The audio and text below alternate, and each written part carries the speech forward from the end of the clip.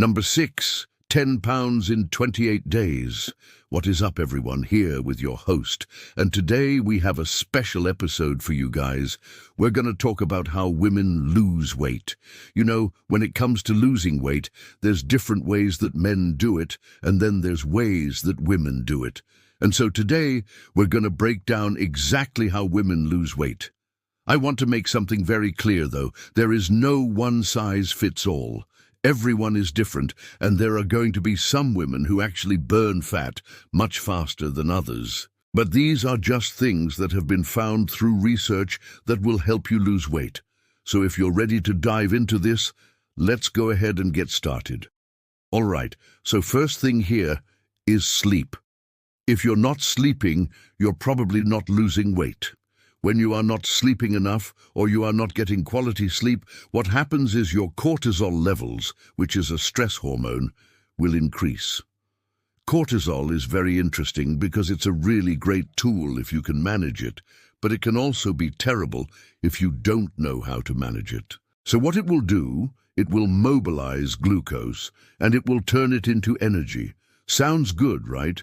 Well, if you're constantly stressed out, what happens is you're going to have high blood sugar. That's not good. And the thing is, a lot of people that are chronically stressed out, they start eating more because their body is looking for fuel because it thinks it's being chased by a lion.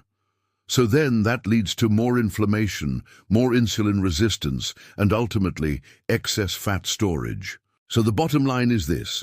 Sleep at least 7 to 9 hours of sleep every single night, and make sure you're getting quality sleep. Make sure you're not distracted. Put your phone away across the room, stick an Amazon Kindle on your bed, and just read for 20 minutes until you fall asleep. It's that simple. Get your quality sleep, and that alone is going to help you lose weight. All right, number 2, hormone health. So we talked about cortisol a little bit earlier, but there are other hormones that play a big part when it comes to weight loss. For example, estrogen, progesterone, and also insulin. All 3 of these hormones are very important.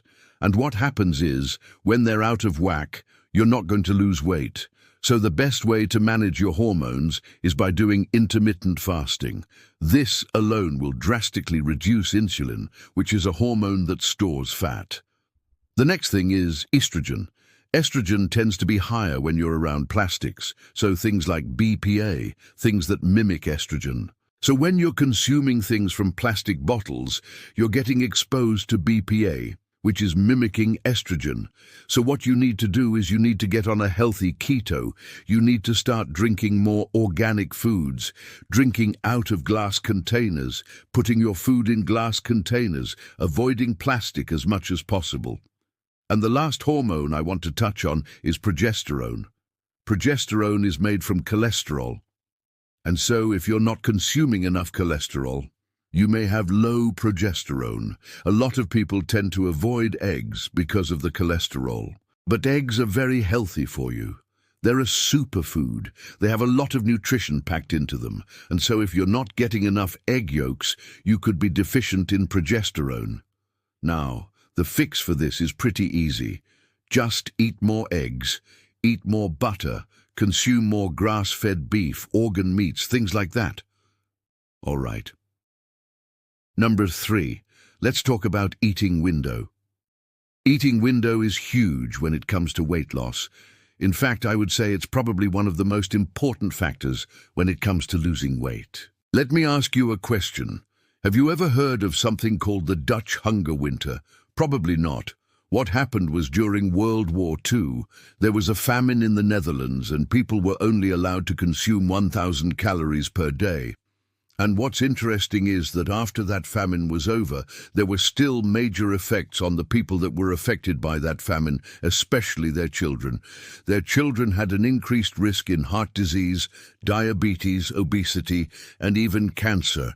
Why? Because they didn't know when they were going to get their next meal. And so their body went into starvation mode, and it never came out of it. Now, if you don't have some type of traumatic event like that, the same thing can happen to you if you skip meals all day long. And so your body goes into this starvation mode, never really allows you to fully tap into fat burning because it doesn't know if it's going to get its next meal tomorrow. So that means you're going to store more fat because you think you're going to be in a famine. And so the solution for this is to eat 2 to 4 meals per day, depending on how active you are, depending on your schedule. But make sure you're consistent with it. Don't skip meals all day long, because that's going to put your body into this starvation mode.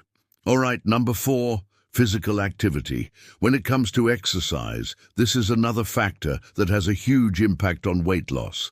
Exercise is great because it helps you burn off steam, it helps you relieve stress. But if you're exercising too much, what's going to happen is you're going to increase cortisol. Remember, cortisol is a stress hormone, and too much of it is not good for you. And so when you're exercising, make sure you're not overdoing it. Stick to 3 to 4 days per week, maybe 5 if you're feeling ambitious. But make sure you're taking rest days, because those are just as important as the workout days. The reason why is because that's when your body repairs the muscle. That's when your body releases growth hormone, which is another hormone that helps you burn fat. So make sure you're taking rest days and getting plenty of cardio in, but don't overdo it. All right. Number 5, this is a big one, body awareness. This is something that is so underrated. I'm actually working on a course right now that's all about body awareness and learning how to feel the sensations in your body, because so many of us are disconnected from our bodies. We're always on our phones, we're always watching TV, we're always distracted, and we don't know what's going on with our body. So you may be eating and you don't even know you're full.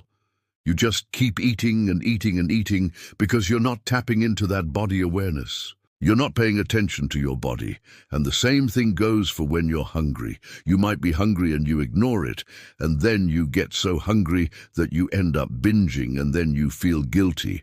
And so it's just this cycle that goes on and on and on. So if you learn how to tap into your body awareness, you can start listening to your body. You'll know when you're hungry, you'll know when you're full, you'll know when you need to take a break, you'll know when you need to go for a walk. If you become aware of your body, you're going to be able to manage all of these other things, whether it's your hormones, whether it's your food, whether it's exercise. And so body awareness is huge. Now, the way to develop this is you can close your eyes, you can meditate, you can go for walks, and you can just pay attention to everything that's going on around you. All right, number 6. Let's talk about gut health. So 70% of your immune system is in your gut. And so if you have leaky gut or you have a poor microbiome, you're going to have a hard time losing weight. In fact, I would say it's almost impossible to lose weight if you have a poor microbiome or if you have leaky gut. Now, the fix for this is pretty easy. Just start taking a probiotic. Make sure you have sufficient fiber. You can do this by eating fermented foods like sauerkraut, kimchi, kefir, kombucha. You can also take a fiber supplement. But either way, just make sure you're getting plenty of fiber and you're taking a probiotic.